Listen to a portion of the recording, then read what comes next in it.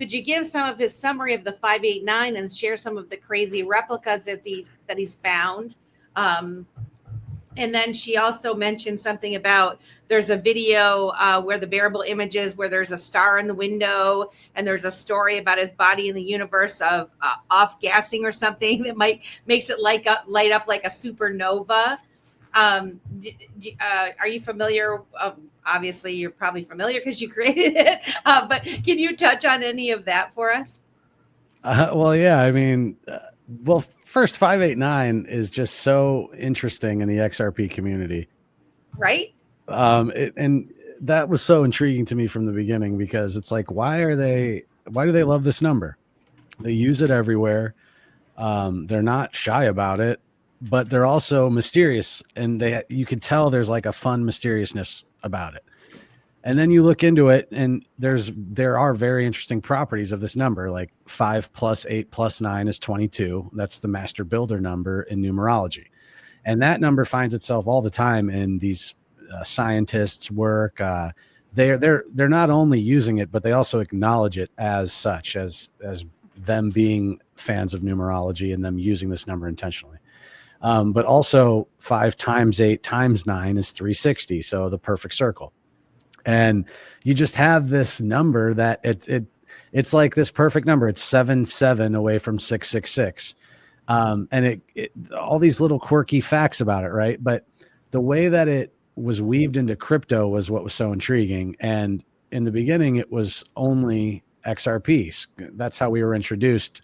Was Bearable Guy 123's meme. He posted his first 589 meme. And he drew attention to that number, and no one really had heard of that number, 589. And he just posted it on a picture of the UN and said 589. And that was, I don't know if it was his first riddle, but it's kind of what's known as his first riddle. Yeah.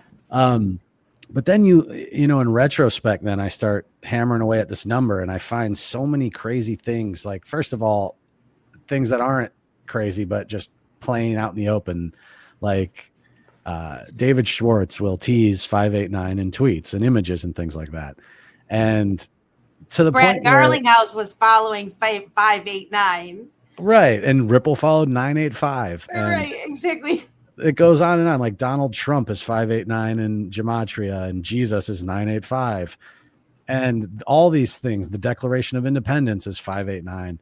And it just goes and goes, right? But what gets really intriguing to me are all these massive crypto developments that happen outside of XRP, sort of that set the tone for crypto as we know it, on this famous day, May 8, 2009, which was May 8, 09. It was like the ultimate 589 day.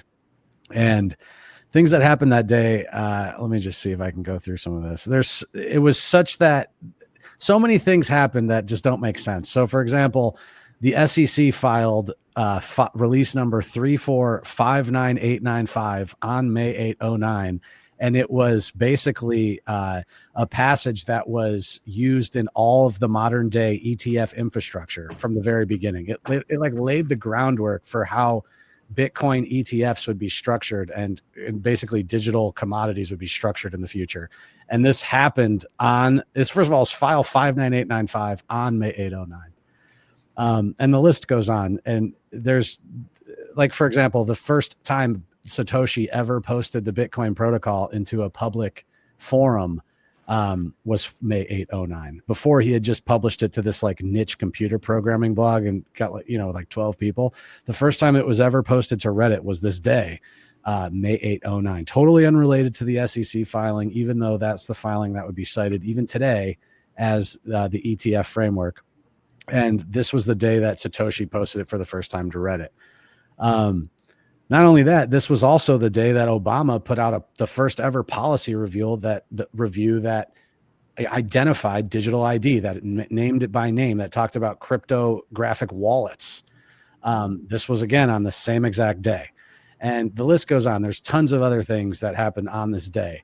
Even Jack from formerly Twitter, Jack put out his announcement, starting something new today, excited. And that was the day he announced what was called Squirrel then, which went on to become Square. So Jack Dorsey announces Square on 5809. And he in particular loves numerology. And, I've Adam Back too, the guy who created, like, I think it was hash mining and cited in the Bitcoin white paper. This guy is a known numerology fan. He said Satoshi loves numerology. So these people love numerology. They're aware of it. They use it, and it empowers them in some kind of way.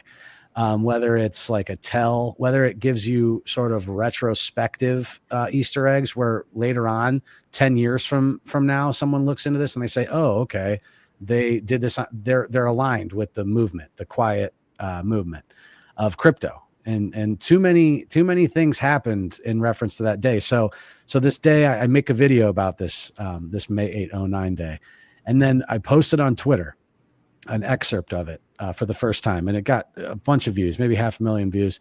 And then 3 hours later, Arthur Brito breaks his silence for the first time ever, 5,890 days after May 809. That one blew my mind. That video, you were like, "What is he? Is he talking to me?" Like almost like I couldn't believe it. I showed my wife. I'm like, I gotta do something. Like I don't know what to do. She's like, "Well, first you got to delete all those exclamation marks in the Twitter in the tweet." I'm like, okay. I was so excited. Like, what is this? It was so freaky.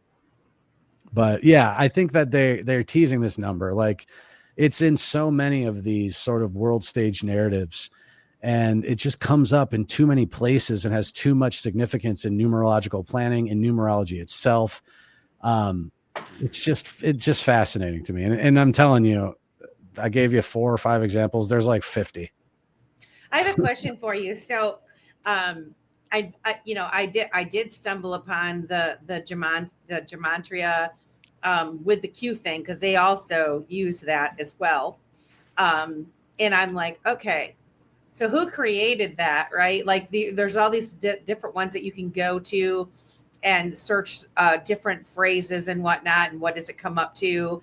And, with the Q people, it's always like the 17. That's another number that is like all over the place. Once you see it, you can't unsee it, and you realize they use it a lot. And so I can only imagine that it is some form of communication that they use, much like the 589. Do you think that because they are all into numerology and it does have some kind of significance, and if you look back in history, these numbers are used over and over and over again, do you think that this gematria stuff has been built upon that, like from the past, so to speak, because that's what they have always used? Or where do you think it comes from, the gematria part of it? Sorry, I was muted. No worries. I will say I'm not big on gematria. I do see it a lot, and people love tweeting about it all the time. Yeah. I think that's mostly because it's, and no hate or anything, but it's not a hard find. It's like, it's exciting to make a discovery, but if you just type in a word into the Gematrinator calculator and it shows you, a bunch of words that also have that number. Yeah. What I don't think people realize is when they do that, they're doing it on a website that only includes conspiracy terms. So when you type in duct tape, duct tape might have like 89 or whatever. I don't even know. But you know what? What shows up under that will be like George Bush did 9/11, like the towers fell that day, like, things like that, where that's your word bank to choose from. That's why people make so many connections with gematria, because they don't include so many other words. It feels like this discovery, but in reality, the words that show up the most in those word banks aren't the most relative to the search. They just were searched the most frequently. So if George Bush did 9/11 was searched 2,000 times, it shows up first under duct tape, where green lamp might show up under, as well. But green lamp's never been typed ever into gematria. And so, however, I do think there's something to it. I just don't think it's as prevalent as is made out to be because of these calculators. And it's not my expertise. Again, I do believe people use it intentionally. I think that there's math coding behind letters. But then it becomes like, which one's even the most legit? There's so many different gematria calculators.